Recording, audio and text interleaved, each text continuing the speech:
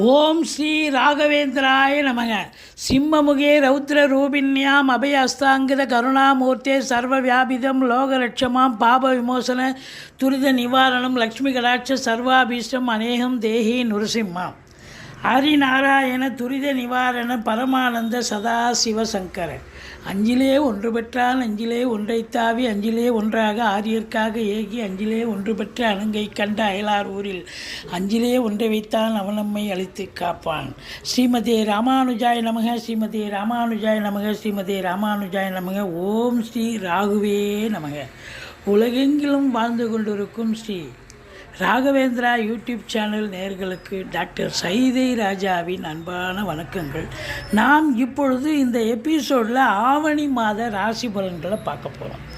மொத்தம் 31 நாள், 17/8/2024 முதல் 16/9/2024 வரைக்கும் உள்ளடக்கிய நாட்களுக்கு வாக்கிய பஞ்சாங்க அடிப்படையில் கிரகங்கள் எப்பேற்பட்ட பலனை வழங்கப் போகிறது என்பதை பார்க்க போகிறோம். ஆவணி 3ஆம் தேதி பௌர்ணமி திதி, ஆவணி 17 அமாவாசை திதி வருகிறது. வாங்க ராசிக்குள் செல்லலாம். இதுவரைக்கும் எங்கள் சேனலை பார்த்து கொண்டிருக்கும் அன்பர்கள், சப்ஸ்கிரைப் செய்யாதவர்கள் சப்ஸ்கிரைப் செய்து கொள்ளும்படி கேட்டுக்கொள்கிறோம். ரைட் சைடில் சப்ஸ்கிரைப் இருக்கும், பெல் பட்டன் இருக்கும், ரெண்டுத்தையும் ப்ரெஸ் பண்ணிங்கன்னா அடுத்த நொடியே எங்களுடைய வீடியோ உங்களை நோக்கி வர துவங்கிவிடும். கும்பராசி காலபுருஷனுக்கு 11வது ராசி. சனி பகவான் ஆட்சி மூலத்திரிகோண பெரும் வீடு. இப்பொழுது சனி பகவான் இங்கே தான் இருக்கார். சனி பகவான் நேர்கதியில் இல்லை, வக்ரகதியில் இருக்கிறார். அப்போ வக்ரகதியில் இருக்கும் பொழுது ஒரு கிரகம் நேர்கதியில் என்ன பலனை தருமோ அது எதிர்மாறான பலனைத்தான் தரும்.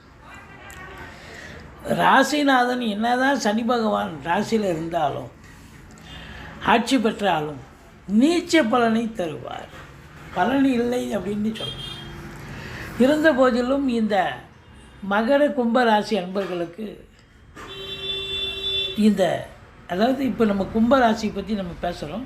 கும்பராசிக்கு இந்த ஆவணி மாத கிரகங்கள் எப்பேற்பட்ட பலனை வழங்கப் போகிறது அப்படின்னு பார்த்தீங்கன்னா, அவிட்டம் 3-4 பாதங்கள், சதயம், பூரட்டாதி 1-2-3 பாதங்கள் உள்ளடக்கியது. இந்த கும்பராசி அன்பர்களுக்கு இந்த ஆவணி மாத கிரகங்கள் சூப்பரான பலனை தருமா இல்லை சுமாரான பலனை தருமா பார்க்கலாம் வாங்க. அதாவது 7.5 சனி போய்ட்டு என்னதான் ஒரு ராசிக்கு அந்த ராசிநாதன் வந்தால் கொண்டாட்டம். ஆனால் அதுவே இந்த மகர கும்பராசி என்பர்களுக்கு கொண்டாட்டமும் இருக்குது, திண்டாட்டமும் இருக்குது. ஏன்னா 7.5 சனி வந்துடுதில்ல. அப்போது இந்த 7.5 சனிக்கு சங்கடம் தீர்க்கும் சனி பகவானே மங்களம் பொங்க மனம் வைத்தருள்வார், சச்சரவின்றி சனீஸ்வர தேவை இச்சகம் வாழ்க இன்னருள் தாத்தா. இந்த ஸ்லோகத்தை சொல்லுங்கள். எள்ளெண்ணெய் தீபம் இட்டு வாருங்கள். சனிக்கிழமை தோறும் சனி பகவானுக்கு தனி சந்நிதி இருக்கும் கோயிலாக தேர்ந்தெடுத்து டெஃபினட்டாக உங்களுக்கு தலைக்கு வர்றது தலைப்பாயோட போகும். எந்த பிரச்சனையும் பெருசாக சனி பகவான் செய்ய மாட்டார் அப்படின்னு நம்பலாம். 2ஆம் இடத்துல ராகு இருக்கலாமா? இருக்காரே. வாக்குஸ்தானத்தில் ராகு இருந்தால் உங்களுக்கு நேரம் நல்லா இருந்தால் சூப்பராக ஷைன் ஆகும். நேரம் சரியில்லைன்னா அந்த ஒரே ஒரு சொல்லால் பிரச்சனை ஏற்படும். குடும்பத்தில் எப்போவுமே இந்த 2ல் ராகு இருந்தால் என்னதான் ஒரு அன்னோன்யமான ஒரு ஃபேமிலியாக குடும்ப தம்பதியராக இருந்தாலும் அவங்களுக்குள்ள சண்டை சச்சரவு பிரச்சனைகள் பிரிவினைகள் வரும். கணவன் மனைவி விட்டு கொடுத்து போகணும். அது மட்டும் இல்லை, உங்களுக்கு குடும்பத்தில் உள்ள மற்ற குடும்ப உறுப்பினர்களும் சரி, வீட்டிற்கு வரக்கூடிய விருந்தாளிகள், நட்பு வட்டாரங்கள், வேலை பார்க்குற இடம், தொழில் பண்ணுற இடம், உத்தியோகம் பார்க்குற இடம், எல்லா இடத்துலையும் நீங்கள் கொஞ்சம் புன்முறுவலை வரவழைத்து கொண்டு எச்சரிக்கையாக தான் பேசணும். பொருளாதார மேன்மை இருக்கும், குடும்ப மேன்மை இருக்கும், அதில் ஒன்றும் குறை கிடையாது. ஏன்னா குரு வீட்டில் ராகு உட்காந்தா பல வரவு வரும், குடும்ப மேன்மை இருக்கும். ஆனால் குடும்பத்துக்குள்ள சண்டை சச்சரவு பிரச்சனைகள் இருக்கும். அதனால் கொடுக்கல் வாங்கல் செய்ய வேண்டாம். 3ஆம் இடத்தை சனி பார்ப்பதால், 3ஆம் இடம் என்பது உங்களுக்கு முயற்சி ஸ்தானம், இளைய சகோதர பாவம். அந்த இடத்த சனி பார்க்குது அப்படின்னு சொன்னால் உங்களுக்கு என்ன நடக்கும் அப்படின்னு பார்த்தீங்கன்னா, இளைய சகோதரர்களுக்கும் உங்களுக்கும் கருத்து வேறுபாடு ஏற்படும், சண்டை சச்சரவு வரும். இல்லை இளைய சகோதர சகோதரிகளுக்கு தேக ஆரோக்கிய பிரச்சனை ஏற்படும். எடுக்கின்ற காரியங்களில் சற்று காலதாமதம் எடுக்கக்கூடிய சூழல் இருக்கும். மற்றபடி உங்களுக்கு குரு நாளில் இருப்பது மாபெரும் சிறப்பு. மாத்ருஸ்தானம் என்று சொல்லக்கூடிய இடம். அந்த மாத்ருஸ்தானத்தில் குரு இருக்கார் அப்படின்னா தாய் வழி சொந்தங்களால் அனுகூலம். படிக்கிற பிள்ளைகள் நல்லா படிப்பாங்க.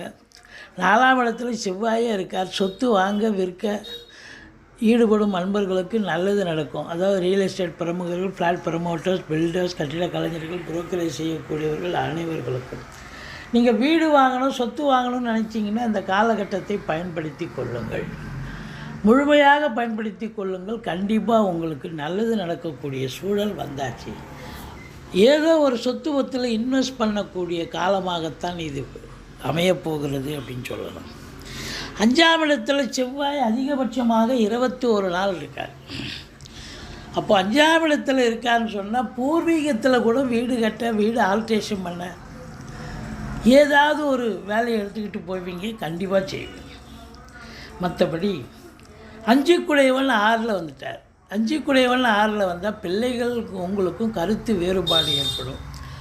கொஞ்சம் விட்டு கொடுத்து போங்க. மற்றபடி உங்களை பொறுத்தவரையிலையும் 7ஆம் இடத்துல சூரியன் ஆட்சி பெறுவது சிறப்பு. அப்போ வாழ்க்கை துணை அல்லது மனைவிக்கு இந்த காலகட்டம் அவங்க வேலை பார்க்குறவங்களா இருந்தால் ப்ரமோஷன், இன்க்ரிமெண்ட் கிடைக்கும். இல்லை அவங்க பிறந்த வீட்டிலேருந்து லிக்விட் கேஷோ ஜுவல்ஸோ கொண்டு வரக்கூடிய சூழல் இருக்கும். ஏதோ ஒன்று நல்லது நடக்கக்கூடிய ஒரு அமைப்பு இருக்குது.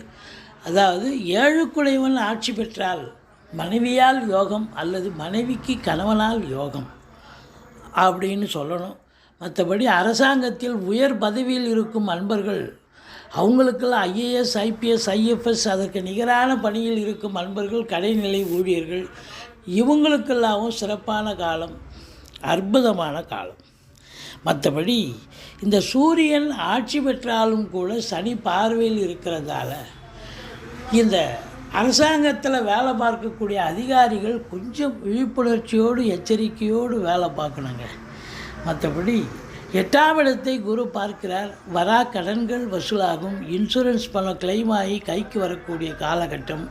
வாரிசே இல்லாத குடும்பங்களுக்கு உங்களை வாரிசாக நியமித்து அவங்களுடைய சொத்து பத்து, நகை நட்டு, லிக்விட் கேஷ் உங்கள் பெயருக்கு மாற்றி எழுதக்கூடிய விபரீத ராஜயோகம் அமையும்.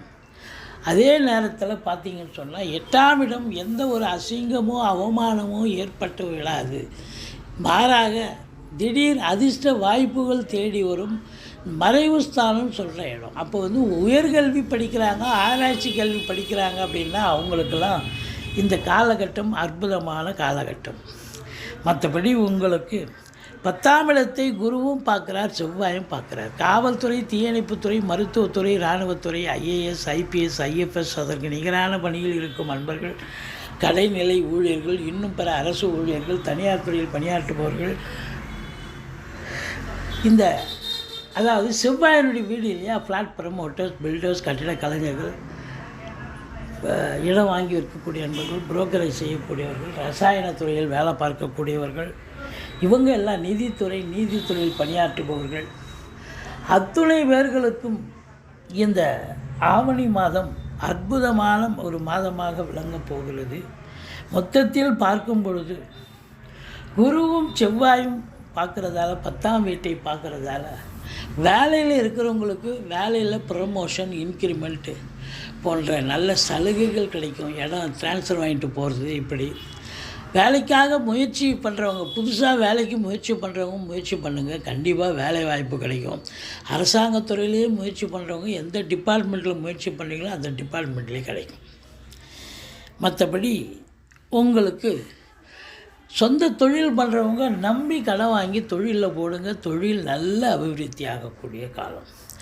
10ஆம் இடம் குரு பார்க்குறதால இந்த குரு ஓராண்டு பார்க்க போகுது. அந்த கும்பராசியில் பிறந்த அன்பர்களுக்கு இந்த ஓராண்டு நிச்சயமாக உங்களுக்கு தொழிலில், உத்தியோகத்தில் ஒரு மேன்மை, ஒரு பொருளாதாரம், அதாவது உத்தியோக மேன்மை, தொழில் மேன்மை கண்டிப்பாக ஏற்படக்கூடிய அமைப்பு இருக்குது. அதெல்லாம் ரொம்ப சந்தோஷமாக நீங்கள் வேலை பார்க்குறீங்க அப்படின்னு சொன்னாலே உங்களை பொறுத்த வரலையும் பார்த்தீங்கன்னா 12ஆம் இடத்தை குரு பார்க்கிறார். 12ஆம் இடத்தை குரு பார்ப்பதால் என்ன நடக்கும் அப்படின்னு பார்த்தீங்கன்னா, செலவினங்கள் ஏற்படும். இந்த செலவினங்கள் சுப செலவாகவும் இருக்கும், அசுப செலவாகவும் இருக்கும். இந்த கும்பராசியில் பிறந்த அன்பர்களுக்கு 19, 20, 21 அதாவது ஆவணி மாத தமிழ் தேதியை தான் குறிப்பிடுறோம். 19, 20, 21 சந்திராஷ்டம நாட்கள் வர இருப்பதால் இந்த நாட்களில் மிகுந்த எச்சரிக்கையோடு இருங்க. சந்திராஷ்டமம்னு சொல்லிட்டீங்க, தலைக்கு வர பிரச்சனை தலைப்பாயிட போகணும். நீங்களும் சூதனமாக நடந்துப்பீங்க. மற்றபடி உங்களுக்கு இந்த ராசியில் பிறந்த அன்பர்களுக்கு பொருளாதார மேன்மை இருக்கும். கொஞ்சம் வேலை, உத்தியோகம், வீடு, கணவன் மனைவி இவங்கெல்லாம் கொஞ்சம் பார்த்து பேசணுங்க. மற்றபடி வாழ்க்கை துணை அல்லது மனைவிக்கு, கணவனாக இருந்தால் மனைவிக்கு, மனைவியாக இருந்தால் கணவனுக்கு யோகமான ஒரு மாதம், நல்லது நடக்கும். பட் அதே நேரத்தில் கொஞ்சம் எச்சரிக்கையாக பணியாற்ற வேண்டிய காலம்.